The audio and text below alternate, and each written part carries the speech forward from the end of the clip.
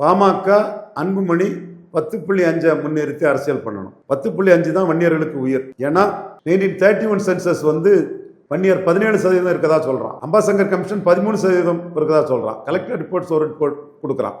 இதுல வன்னியரால மட்டும்தான் தனி ஒதுக்கீடுங்க பெற முடியும். இஸ்லாமியர் பிசி இஸ்லாமியர் பெற்றிருக்காங்க, அருந்ததியர் பெற்றிருக்காங்க. அது பிசி இஸ்லாமியருக்கு கொடுக்கலன்னா 1% கூட முஸ்லீம் சகோதரர்கள் வந்துவிட மாட்டாங்க. கலைஞர் கொடுத்தது நியாயம். அன்னைக்கும் சொல்றேன், இன்னைக்கு சொல்லுவேன், என்னைக்கு நான் சொல்லுவேன். அதை எல்லாரும் தெரியும் என்னை பற்றி. அது மாதிரி அருந்ததியர் உள்ஒதுக்கீடும் நியாயம் தான். பட் அதில் ப்ரியாரிட்டி இதில் சீமான் சில பிரச்சனைகளை பரையர் தேவேந்திர விளையாடுறதுக்காக எடுத்துட்டு இருக்கிறாரு. இதுல தனி ஒதுக்கீடு 13 எண்ணிக்கை அதிகக்கூடிய வன்னியர்களால் சாதிக்க முடியும். வன்னியருக்கு அது கொடுத்ததுல எடப்பாடி அவன் பெருசா நினைக்கிறான். ஆனா அது மெட்டீரியலைஸ் ஆகல.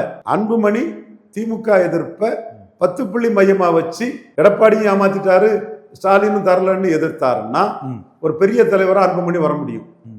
அந்த மையமா வச்சு களமாடுனா எடப்பாடியே அன்புமணியும் சௌமியா அன்புமணியும் எடப்பாடியில் நிற்பாங்கன்னு ஒரு தோற்றம் வந்ததுன்னா 30 சீட்டும் ராஜ்யசபாவும் கொடுப்பாரு.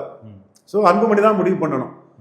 ராமதாசோடும் அன்புமணியோடும் 10.5 வன்னியருக்கு பெருசு. இப்போ அன்புமணி குரு இமேஜை பெருசா எடுக்கிறதா சொல்றாரு. குரு இமேஜை அன்புமணி பெருசா எடுக்கிறதா சொல்றாங்க.